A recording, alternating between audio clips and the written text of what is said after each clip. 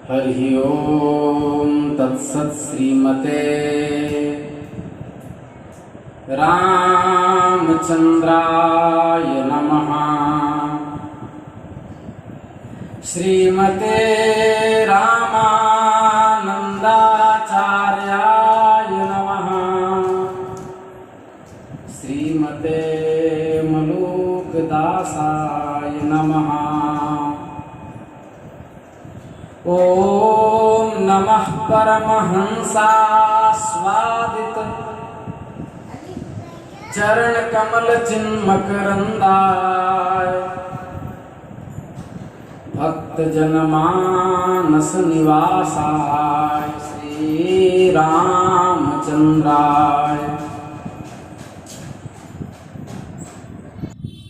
सीतानाथ समारंभा श्री रामानंदार्य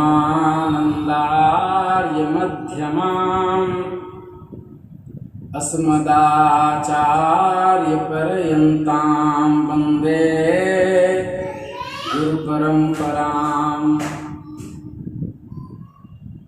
श्री राम जय राम, जय जय राम। श्री राम जय राम, जय जय राम। सीताराम जय सीताराम। राधे श्याम जय राधे श्याम। रघुपति राघव राजा राम। पतित पावन सीताराम।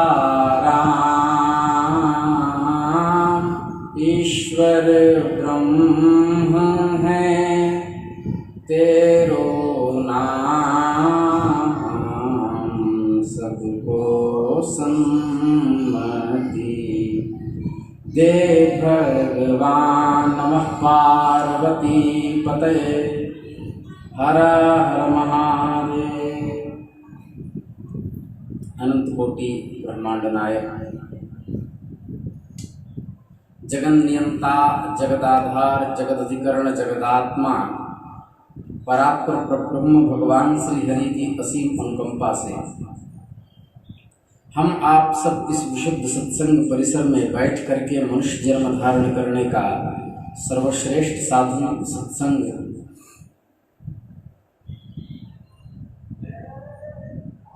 चैतन्य महाप्रभु के पावन पवित्रात्मक चरित्र के माध्यम से प्राप्त कर रहे हैं।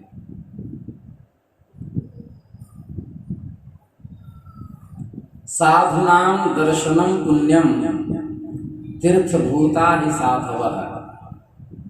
कालेन फलते तीर्थम सत्यः साधु समागमः।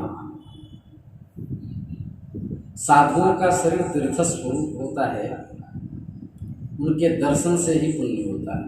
गुरु पूर्णिमा भी आ रही है और जो लोग बहुत दिनों से अपने गुरु जी के चरणों से दूर हैं वो नितांत और अत्यंत सानिध्य को प्राप्त होंगे। प्रायः सबकी यही भावना होती है कि गुरु पूर्णिमा के दिन मैं उनके गले में माला डाल सकूं, उनके चरणों की उपासना कर सकूं और दिव्य तिरोहित अज्ञान में स्थित होकर अर्थात ज्ञान स्वरूप होकर के, क्योंकि गुरु शरीर नहीं होता, गुरु तत्व है अर्थात गुरु एक सिद्धांत है। इसलिए शरीर की मृत्यु होती है, सिद्धांतों की मृत्यु नहीं हो सकती। और सिद्धांत सदा गुरु रूप में हमारा मार्गदर्शन करते रहते हैं। इसलिए ज्ञान स्वरूप होकर उन सिद्धांतों की उपासना में हम उपासान्वित हो सकें, इसलिए प्रायः भारत के संपूर्ण सनातनी गुरु पूर्णिमा के दिन अपने गुरु के निकट उपस्थित होकर नेत्र से उनके स्थूल देह का दर्शन करते हुए, श्रीअंग का दर्शन करते हुए और उनके सिद्धांतों के अनुकरण तथा उपासना में संलग्न रहते हैं। तो सचमुच जिनका हृदय कोमल है, जो सभी प्राणियों को प्रेम की दृष्टि से देखता है, जिसकी बुद्धि घृणा और द्वेष के कारण मलिन नहीं है, जो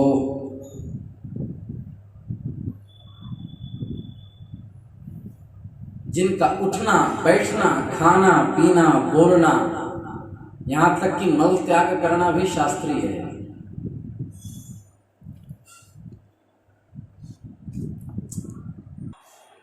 इसलिए का तीर्थ भूतो ही साथ है।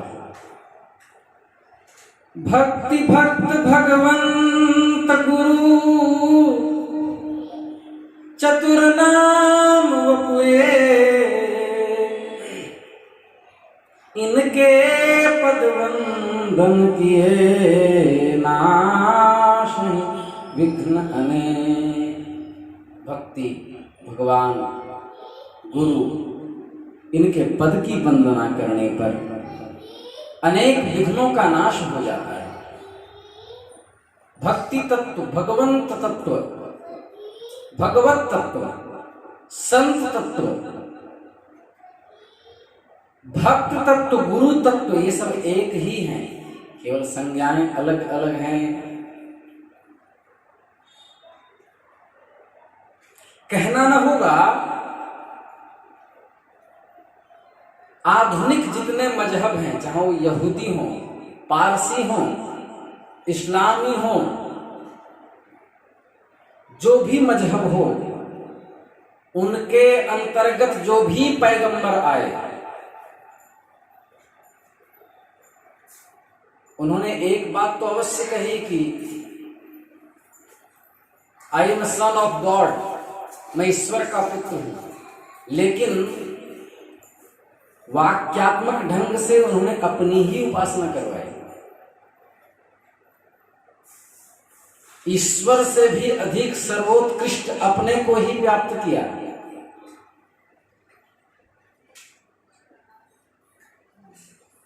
और स्थिति ये हुई कि ईश्वर को भूलकर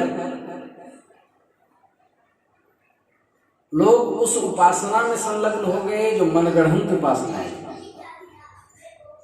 पर सनातन तत्व ऐसा नहीं, क्योंकि गुरुजन भी हाथ पकड़ करके अपने शिष्य का हाथ भगवान के हाथ में दे देते हैं।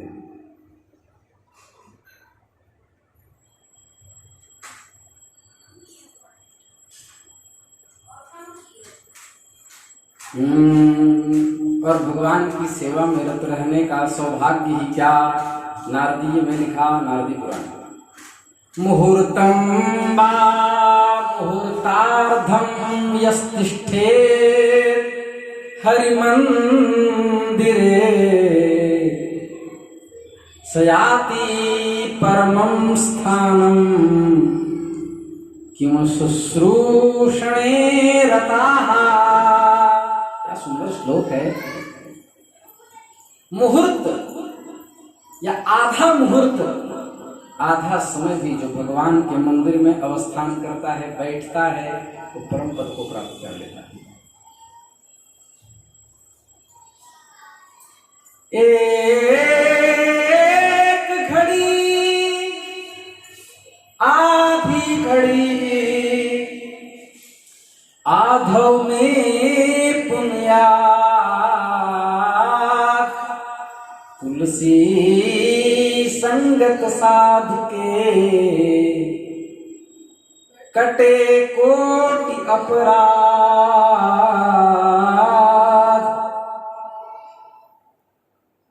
चाहे भगवान की सेवा हो, चाहे गुरुजनों की सेवा हो, यत्पाद सेवा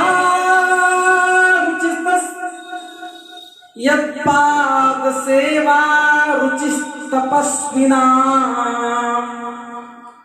अशेष जन्मोपचितं मलं धिया सद्य क्षिणोत्यनवहम् एधति सति यथा पदांगुष्ठ विनिश्रिता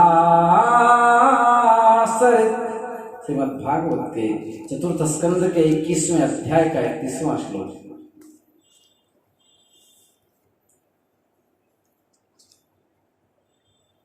भगवान के चरण युगलों की सेवा में संतों की संगति से रुचि उत्पन्न होती है। चित्त का मालिन्य सद्य विनष्ट हो जाता है। सठ सुध रही सत्संगति पाई पारस परस कुधात सुहाई। सठ भी, बड़े से बड़ा धूर्त भी, नास्तिक भी, अभक्त भी सत्संग पा करके सुधर जाता है। जिस प्रकार कुधातु लोहा स्वर्ण बन जाता है पारस के स्पर्श से।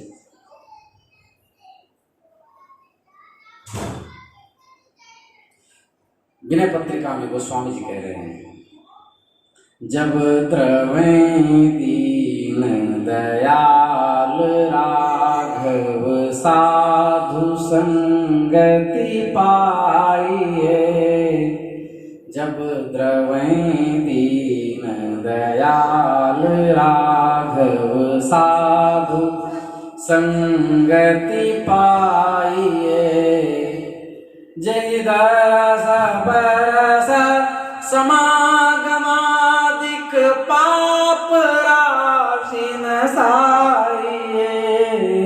पाप राशि नसाइए।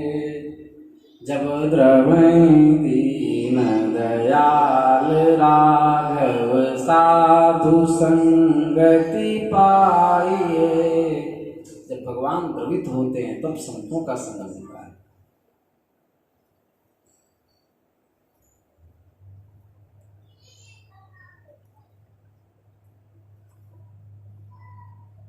उसके बाद वह कीर्तन करने लगता है। फिर भगवान का नित्य हो जाता है। ब्राह्मणो लिंग पुराण, ब्राह्मणो वासुदेवाख्यम गायमानो निशं परम हरे सालोक्यमाप्नोति रुद्रगानाधिकं भवेत्। ब्राह्मणों ने निरंतर भगवान वासुदेव के नाम का संकीर्तन करके श्री हरि के लोक को प्राप्त किया।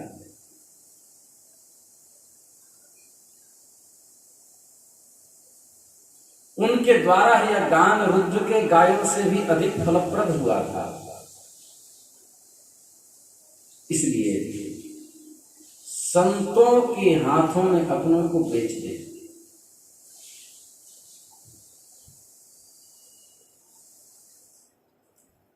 उनका संतों का व्यसन क्या है? परोपकार। संतों का नशा यही है, वो परोपकार करते हैं।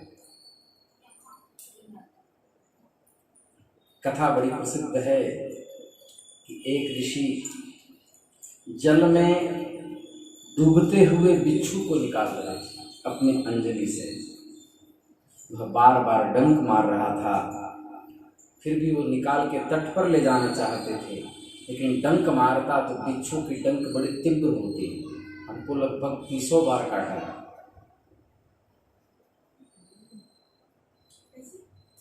कभी ईंटा उठाने में, तो कभी दीवार पे हाथ रखने में, कभी घास पे पांव रखने में। तो हम उसके स्वाद को जानते हैं।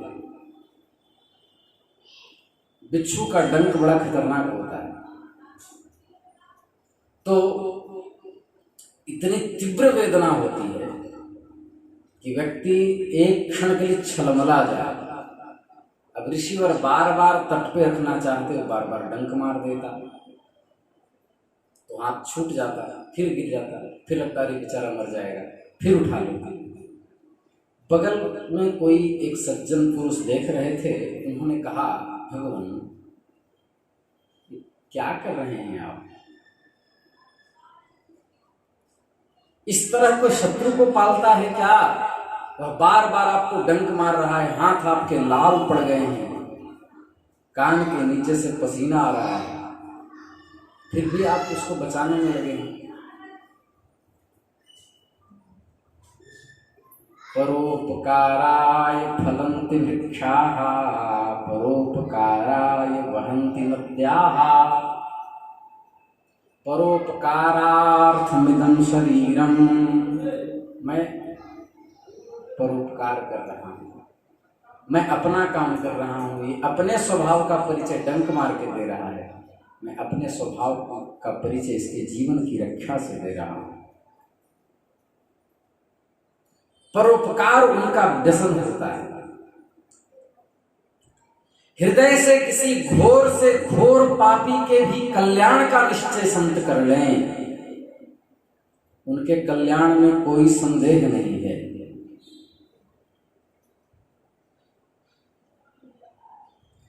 महात्माओं की स्वाभाविक इच्छाएं अमोघ होती हैं। वो केवल हृदय से प्रसन्नता पूर्वक किसी को देख भर लें, बस किसी में उसका बेड़ा पार हो जाएगा।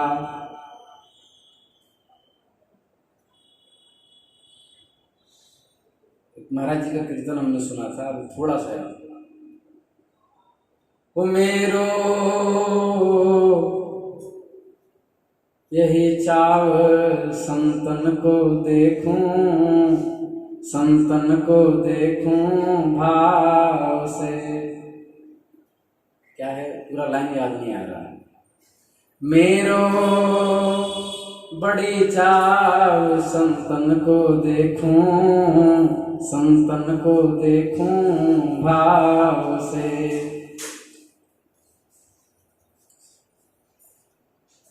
साधुओं से द्वेष रखने वाला भी मनुष्य कल्याण को प्राप्त होते हुए देखा गया है। अभी हम जगाई मधाई के चरित्र से उसको प्रस्तुत तो करेंगे। कई महापुरुषों के जीवन में, कई महापुरुषों के जीवन में यह बात आई है।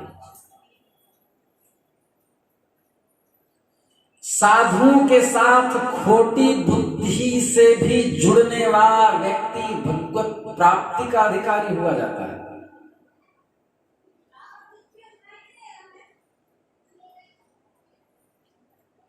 और संत उनको भगवत धाम भेज के ही मानते हैं। एक रामदास करके उच्च कोटि के महात्मा वृंदावन में थे। उन्होंने अपने शिष्य से कहा, ध्यान रखना मैं हवन करने जा रहा हूँ। वैरागी महात्मा थे, वैष्णव थे, हवन कर रहे थे। उसी समय एक कुत्ता दौड़ा हुआ और यज्ञ पात्र की ओर बढ़ा चाटने के लिए। गुरुजी ने कहा, मारो मारो मारो। उसने उठाया और एक डंडा उसके माथे पर मारा, मस्तक फट गया, उसकी मृत्यु हो गई। उठे बोले, अरे ये तुमने क्या कर दिया? तुमने एक जीव की हत्या कर दी। बोले, गुरुजी आप ही ने तो कहा था मारो। बोले, हमने जान से मारने नहीं कहा था, भगाने के लिए कहा था, ये तुमने क्या कर दिया? बड़े दुखी हो गए। अरे राम राम, बेचारा इसका क्या होगा, कितना कष्ट को प्राप्त करके मृत्यु को प्राप्त हो रहा है। अब बोले, तुम्हारी गलती नहीं है, सब दोष मेरा ही है, मैंने मारने क्यों कहा? भैया, उस कुत्ते को यमुना जी के जल से स्नान करवाया हूँ। मृत्यु के बाद उसके लाश को उसके गले में कंठी बांधी, उसके मस्तिष्क में उर्ध्वपुंड लगवाया, ईंट बिछा करके तुलसी की लकड़ी से उसके शरीर का दाह संस्कार किया, कंडे से। उससे बोले, जाओ तुम भगवत धाम को प्राप्त हो।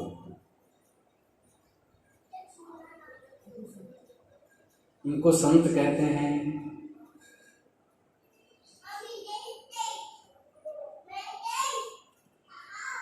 ये भक्त विचित्र विचित्र लीलाएं करते हैं। वो तो अशुद्ध भाव से गया था उनके यज्ञ पात्र आदि को अशुद्ध करने के लिए, लेकिन उनको भी भगवत धाम भेज दिया उन्होंने। पता नहीं कितने योनियों में 20 लाख वर्ष वानरों में 20 लाख वानरों की योनियां, कितने कितने लाख उस दिन गिना रहे थे, 84 लाख में भटकना पड़ता, तब जल के फिर मनुष्य होता, फिर उसके बाद फिर संतों की शरणागति पता नहीं कितने काल के बाद होती, उसके बाद भी पता नहीं कितने काल के बाद समाधि आदि की स्थिति होती, उसके बाद फिर संसार से देहाध्यास छूटता, फिर चल करके भगवत प्राप्ति होती। कितने युग बीत जाते हैं। एक क्षण में संत भगवान ने बेड़ा पार कर दिया।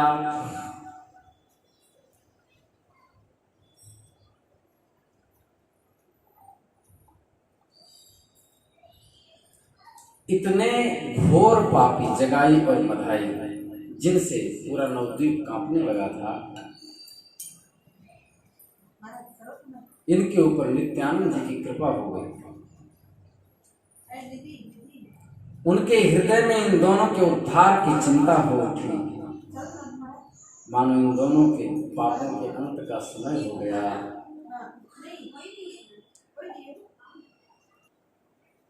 महाप्रभु नित्यानंद के अंतःकरण में संकल्प जगाई मधाई के उद्धार का हो गया, तो उसके कल्याण में संदेह कैसा है। जिस दिन इन दोनों महापापियों का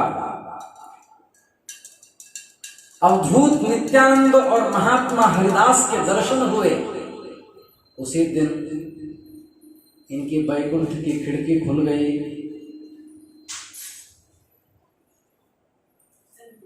उसी दिन इनके शुभ दिनों का श्री गणेश हो गया। अब प्रतीक्षा थी पूरी तरह से कृपा कब करते हैं।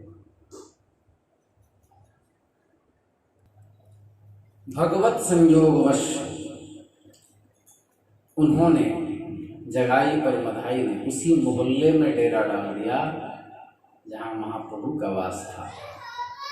अब मोहल्ले के सभी लोग डर गए, एक दूसरे से कहने लगे कि अब इन कीर्तन वालों पर आफत आ गई है। ये दोनों राक्षस भाई जरूर कीर्तन करने वालों से छेड़खानी करेंगे। कोई कीर्तन विरोधी कहने लगे, जी अच्छा है, कीर्तन करके रात भर सोने कहाँ देते हैं, बढ़िया है, इनका इंतजाम भगवान ने कर दिया।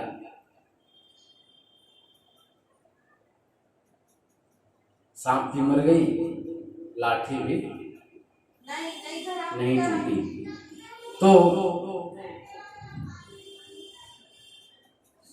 यदि बहुत संभव है तो जगाई मधाई के आतंक से आतंकित होकर ये लोग कीर्तन भजन तो छोड़ देंगे, और नहीं छोड़ेंगे तो इसका मजा भी चखेंगे। प्रभु का घर गंगा जी के समीप था। जिस घाट पर प्रभु स्नान करने जाते थे उसी रास्ते में इन दोनों क्रूर कर्मा भाइयों ने डेरा डाला हुआ था। इनके कारण गंगा स्नान के निमित्त अकेला तो कोई जाता नहीं था, 10-20 आदमी साथ मिलकर घाट पर स्नान करने जाते, ताकि 10-20 की संख्या देखकर संघे शक्ति कलो युगे, संघ में समुदाय में ही शक्ति ज़्यादा होती है। रात्रि में तो कोई घर से बाहर ही नहीं निकलता था, कारण कि ये दोनों नशे में चूर होकर इधर से उधर घूमते रहते थे, जिसे भी पाते उसी वक्त प्रहार कर देते थे, प्राण तक ले लेते थे। इसलिए शाम होते ही जैसे पक्षी अपने अपने घोंसले में घुस जाते हैं, वैसे ही संपूर्ण नवद्वीपवासी अपने कक्ष में घुस जाते थे। शाम को नियमित रूप से भक्त संकीर्तन करते थे, कभी कभी तो रात्रि भर संकीर्तन होता रहता था। इन दोनों के डेरा डालने पर संकीर्तन ज्यों का त्यों होता ही रहा। संकीर्तन में कोई बाधा नहीं आ रही थी। रात्रि में सभी भक्त एकत्रित हुए, ध्वनि के साथ खोल, मृदंग करताल, मजीरा आदि वाद्यों सहित भगवान के मधुर नामों का कीर्तन हो रहा था। संकीर्तन त्रितापहारी अनंत अगसंहारी सुमधुर ध्वनि उन भाइयों के कानों में पड़ी। ये दोनों शराब के मत में चूर थे। कर्णप्रिय ध्वनि के श्रवण मात्र से और उन्मत्त हो गए। शराबी को संगीत मिल जाए तो फिर मजा देखो। अभी परसों नरसों काल भैरव भगवान के दर्शन के लिए मैं गया कुछ दिन पहले। परसों नरसों नहीं, बहुत दिन हो गए। कुछ दिन पहले मैं गया तो वहाँ पर एक व्यक्ति शराब से उन्मत्त था और हाथ उठा उठा करके वो कह रहा था हर हर महादेव, हर हर महादेव। कहीं म्यूजिक बज रहा था उसके साथ साथ। धर्म के प्रताप को, पापियों के नाश को, राम जी की सेना चली, राम जी की सेना चली। हमको देखा तो कहने लगा बाबा हमारे साथ आ जाओ, नाचो, हर हर महादेव। हमने कहा अच्छा पल्ले पड़ गया है, पर अच्छा लगा। ऐसा शराब अच्छा है। शराब तो खैर किसी भी तरह से अच्छी नहीं है, लेकिन जिसको आदत डल गई है तो ये अच्छा है। किसी तरह भगवान नाम का आश्रय लेगा, गाली तो नहीं पकड़े। तो शराबी को यदि संगीत का आश्रय मिल जाए तो उसका नशा 10 गुना तेज हो जाता है। अब फिर उसकी लीला दिखने लगती है। तो गर्मियों के दिन थे, बाहर अपने अपने पलंग पर सब पड़े हुए ये कीर्तन जगत पावनकारी रसामृत का पान करने लगे। कभी तो ये बेसुध होकर हुंकार मारते, कभी पड़े पड़े आहा आहा इस प्रकार कहने लगते, कभी भावावेश में आकर कीर्तन के लय के साथ नृत्य करते। इस प्रकार ये संकीर्तन महात्मा को जाने बिना ही केवल उसके श्रवण मात्र से पागल से होते। एक दिन दूसरे कीर्तन की ध्वनि सुनकर हृदय की कुछ कठोरता जाती रही, कुछ अल्प हुआ। भला जिस हृदय में जिन करणों से भगवान नाम का अवतार जिसके अंतःकरण में हो चुका है, वह कठोर हृदय कैसे रह सकता है? क्योंकि भगवान तो परम अकारण करुणा वरुण आलय है, करुणा रूपी वरुण के आलय है। प्रभु के देखते देखते संकीर्तन श्रवण करते करते ये दोनों भाई सो गए। प्रातः काल जब जगे तो इन्होंने भक्तों को घाटी की और गंगा स्नान के निमित्त जाते देखा। महाप्रभु उधर से जा रहे थे। इन्होंने यह सब तो पहले ही सुन रखा था कि प्रभु संकीर्तन के जीवन दाता हैं। अब प्रभु को देखते ही इन्होंने कुछ गर्वित और प्रसन्नता के साथ कहा, निमाई पंडित रात्रि को बहुत सुंदर गाना गा रहे थे। क्या ये मंगल चंडी का गीत था क्या? एक दिन अपने सभी साथियों सहित हमारे यहाँ भी गाना करो। तुम जो जो सामग्री बताओगे हम सब मंगा देंगे। एक दिन जरूर हमारे यहाँ चंडी मंगल होना चाहिए। धूर्त ब्राह्मण होने के बाद भी पता नहीं था कीर्तन किनका हो रहा है। चंडी मंगल होना चाहिए। हमें तुम्हारे गीत बहुत बढ़िया लगते हैं। मन चकाचक हो गया था। भगवान नाम का कैसा विलक्षण प्रभाव है कि केवल अनिच्छा पूर्वक श्रवण करने से ही ऐसे पापात्माओं के अंतःकरण में संकीर्तन प्रीति उत्पन्न करा देती। तीसरे ही प्रहर महाप्रभु ने कुछ बातों का उत्तर नहीं दिया, उपेक्षा भाव से चले गए, जिसको इंग्लिश में नेग्लेक्ट कहते हैं, इग्नोर। तीसरे पहर सभी भक्त प्रभु के घर एकत्रित हुए। सभी ने प्रभु से प्रार्थना की, प्रभु इन दोनों भाइयों का उद्धार होना चाहिए। बहुत दिन हो गया। हे भगवान, आपके अलावा इनका कौन उद्धारक है? पता नहीं जो पाप इस ब्राह्मण योनि में कर रहे हैं कितने काल तक भटकेंगे। हे भगवान, इनका उद्धार होना चाहिए।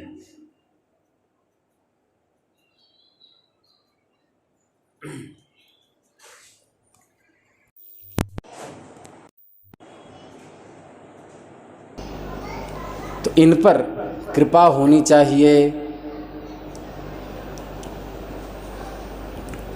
तो क्योंकि यदि ऐसे महापापियों का उद्धार यदि हो गया तो भगवान नाम और प्रचार प्रसार को प्राप्त होगा। प्रभु ने मुस्कुराते हुए कहा, जिनके उद्धार के निमित्त आप लोग चिंतित हैं, जिनकी मंगल कामना के लिए आप सभी के हृदय में इतनी महत्वाकांक्षा है, अब उनका उद्धार हुआ ही समझो। क्योंकि जिन्हें श्रीपाद नित्यानंद के दर्शन का सौभाग्य प्राप्त हो चुका है। महाप्रभु कितने बड़े महापुरुष हैं। यश जिसको क्रेडिट बोलते हैं वो सदा अपने भक्तों को देते हैं, और हैं भी। नित्यानंद श्रीपाद ऐसे महापुरुष थे भी। बोले जिन्हें उनके दर्शन का सौभाग्य प्राप्त हो गया है, अब वह बद्ध जीव नहीं रह सकता। एक दिन नित्यानंद महाप्रभु घर की ओर जा रहे थे। निताई ने जानबूझकर केवल उन दोनों भाइयों के उद्धार के निमित्त रात्रि से उनके तरफ से जाने की बात सोची थी।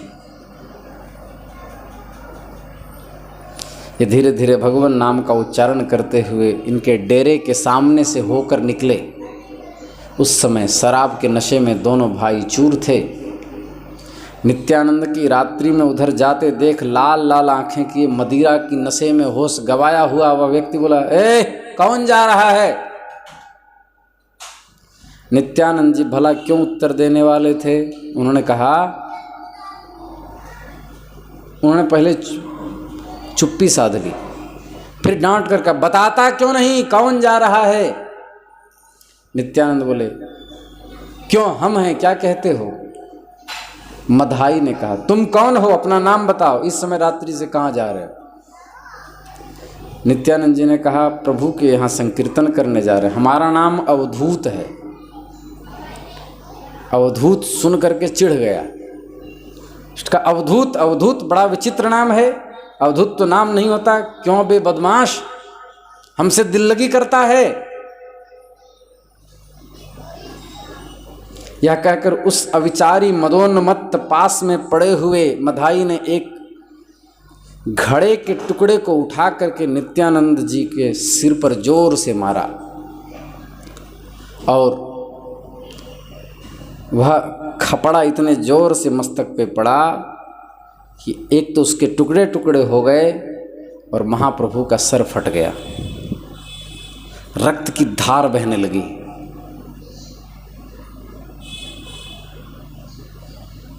रक्त से स्निग्ध होकर के पूरा चेहरा लाल हो गया, रक्त गिरने लगा, रक्त के फव्वारे निकल पड़े। रक्त की धारा से जमीन की मिट्टी गीली होने लगी। नित्यानंद जी का संपूर्ण शरीर रक्त से लथपथ हो चुका था, उनके सभी वस्त्र रक्त से रंजित हो चुके थे। इस पर भी नित्यानंद जी ने उस पर क्रोध नहीं किया। सामर्थ्य होने के बाद भी जो क्रोध नहीं करता वो तीनों लोगों को जीत लेता है। क्रोध नहीं किया, वे आनंद के साथ नृत्य करते भगवान नाम गान करने लगे। प्रभु मन ही मन प्रार्थना कर रहे थे, इस शरीर में जो आघात हुआ है उसकी मुझे कुछ भी चिंता नहीं, किंतु इन ब्राह्मण कुमारों की ऐसी दुर्दशा हमसे देखी नहीं जाती।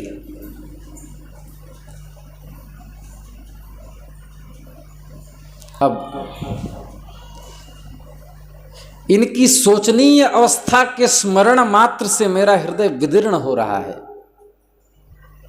हे दयालो, अब इनकी रक्षा करो, इनका कल्याण होना चाहिए, ऐसा मन से प्रार्थना कर रहे थे। नित्यानंद जी के इस प्रकार नृत्य करते देख करके मधाई और चिढ़ गया। इस पर वह उनके ऊपर दूसरी बार प्रहार करने को उद्यत हुआ। जगाई ने, बड़े भाई ने बीच में रोक दिया। मधाई की अपेक्षा जगाई कुछ कोमल प्रकृति का और दयावान था, थोड़ा सा। उसे दया आ गई। प्रहार करने वाले पर क्रोध न करके वे आनंद के सहित नृत्य कर रहे थे, तो उसे लगा कि क्या फालतू में मारना, एक बार मार दिए हो गया। ये तुम क्या कर रहे हो? ये सन्यासी को बिना जाने पूछे क्यों मार रहे हो? यह अच्छी बात नहीं। क्या करूं? ये अपनी सीधी तरह गांव का नाम नहीं बताता, अवधूत अवधूत कह रहा है। सरलता के स्वर में जगाई ने कहा, यह परदेसी सन्यासी अपना नाम क्या बतावे? देखते नहीं अवधूत है, मांगता खाता होगा, भिखारी होगा, इधर उधर पड़ा रहता होगा। जगाई की इस प्रकार निवारण करने से मधाई शांत हो गया।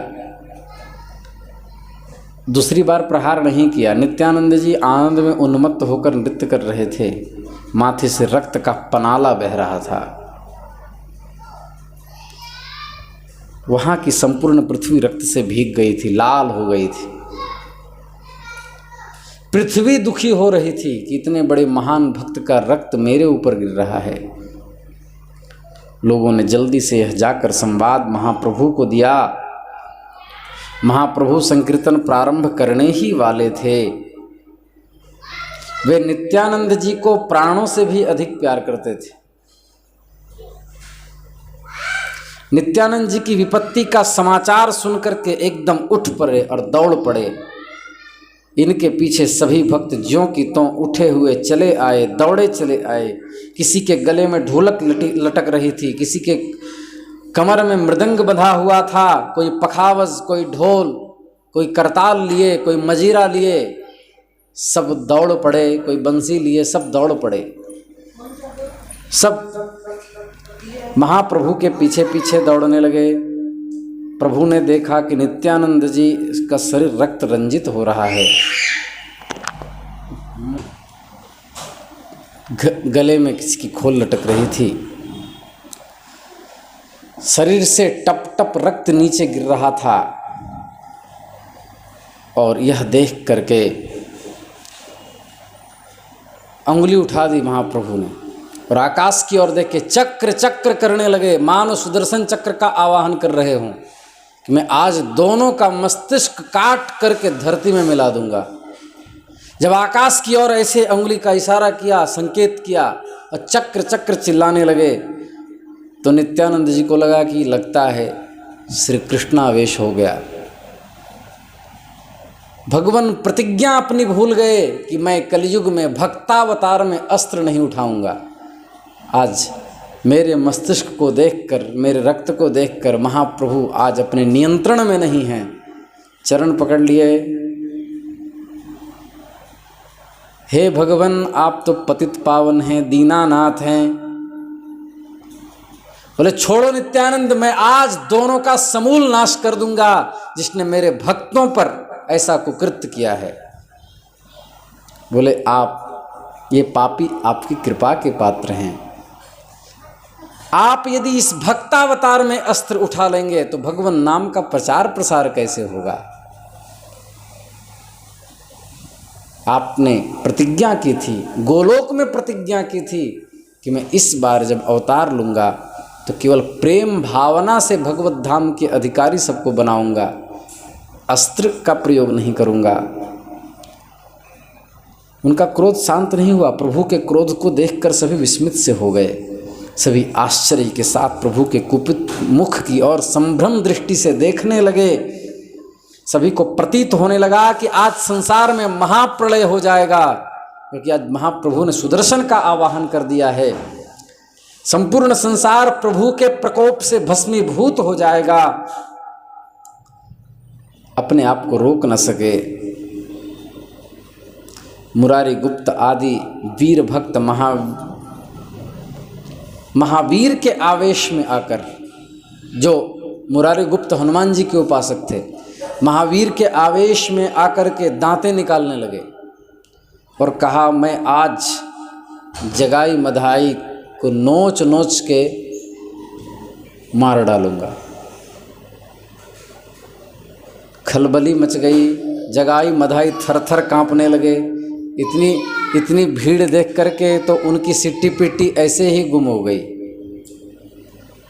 हजारों नरनारियां घटनास्थल पर आकर एकत्रित हो गए। संपूर्ण नगर में एक प्रकार कोलाहल हो गया। नित्यानंद जी ने उत्तेजित होकर मुरारी गुप्त आदि के भक्तों के पैरों में गिर गिर कर उनके शांति के लिए प्रार्थना करने लगे।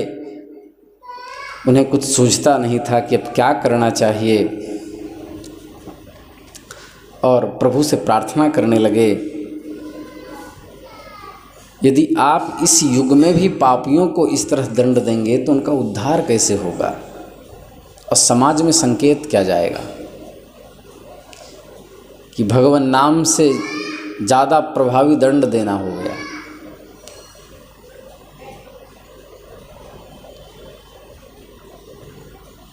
फिर दंड ही देना है तो एक मधाई को दीजिए, जगाई का इसमें क्या अपराध। इसने तो उल्टे मधाई को आघात से निवारण किया। जगाई तो मेरी रक्षा करने वाला है, वह तो सर्वथा निर्दोष है। जगाई ने श्रीपाद की रक्षा की, उन्हें मधाई के द्वितीय प्रहार से बचाया। इस बात को सुनते ही महाप्रभु को प्रसन्नता का ठिकाना न रहा, उनका रोम रोम पुलकित हो गया। उन्होंने जगाई को हृदय से लगा लिया। महाप्रभु ने, तुमने मेरे भाई को बचाया, तुम मेरे भाई के रक्षक हो, तुमसे बढ़कर मेरा प्यारा कौन हो सकता है। आओ मेरे गले लगकर मेरे अनुतप्त हृदय को शीतलता प्रदान करो। प्रभु का प्रेमालिंगन पाते ही जगाई मूर्छित हो गया। उसके सारे पाप हृदय स्पर्श से ही सब भस्मीभूत हो गए। इदं ज्ञानमुपाश्रित्य मम साधर्म्यमागताः।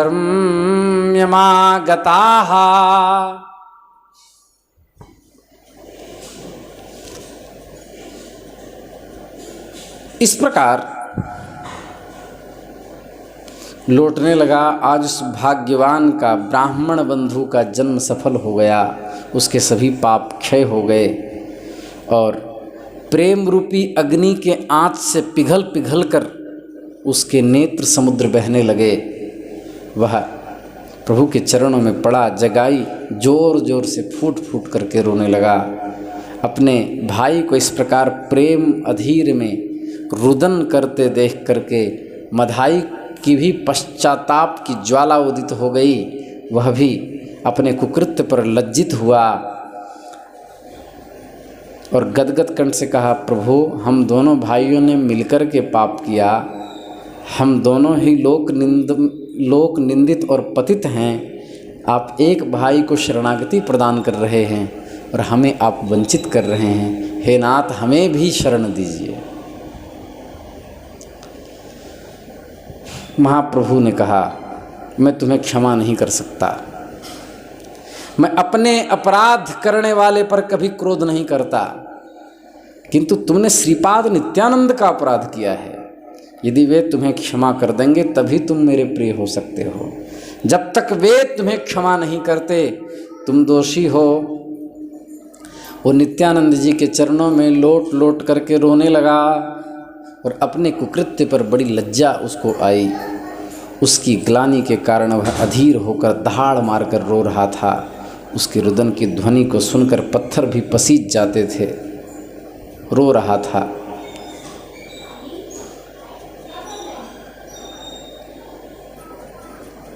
उस ब्राह्मण मधाई का अंतःकरण इतना द्रवित था और इतने पश्चाताप की अग्नि में जल रहा था कि उसके रुदन से वहाँ के वृक्ष भी रोने लगे।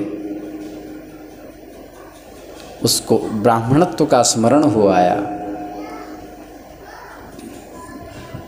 दीन दयाल दया करके भवसागर से करो पार मुझे।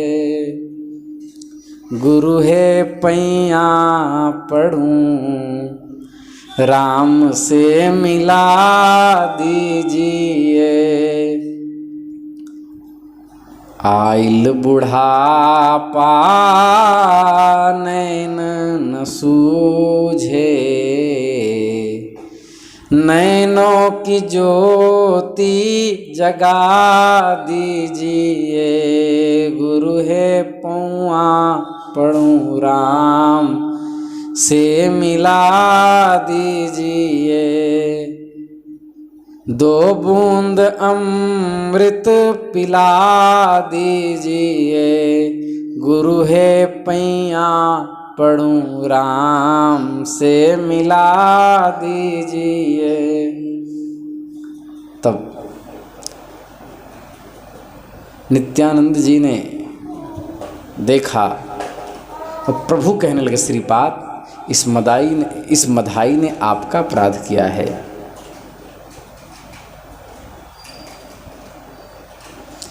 आप इसके अपराध को क्षमा कर सकते हैं, मेरी इतनी क्षमता नहीं कि मैं आपके प्रति किए गए अपराध को क्षमा कर सकूं।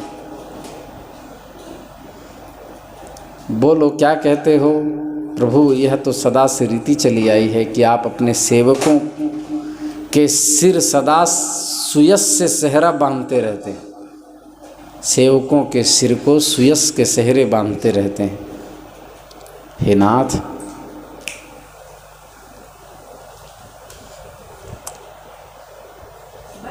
ये पतित पावन गौर में ही ऐसे पापियों को उबारने का सामर्थ्य था। ये सोच करके उन्होंने कहा, मेरे हृदय में मधाई के प्रति अणु मात्र भी द्वेष भाव नहीं है। ऐसा नित्यानंद जी ने कहा। इतना सुनकर प्रभु ने दौड़कर मधाई को अंक में उठा लिया और जोर से आलिंगन किया। मधाई तुम मेरे अत्यंत प्रिय हो, श्रीपाद ने तुम्हें क्षमा कर दिया। श्रीपाद की कृपा से तुम दोनों पाप रहित बन गए हो। प्रभु का प्रेमालिंगन आश्वासन पा करके आनंद की सीमा नहीं रही। ये लोग भी अब भक्त परिकर में जुड़ चुके थे। ये अब अलग अलग संप्रदाय बना करके प्रेम में उन्मत्त होकर हरिध्वनि और कीर्तन करने लगे। हरे रामा हरे रामा राम राम हरे हरे।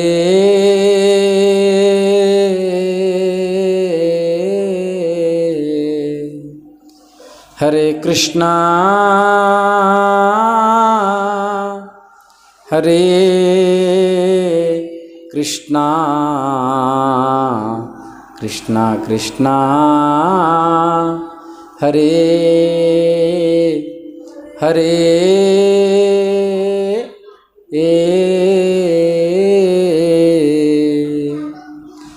हरे रामा हरे राम राम राम हरे हरे।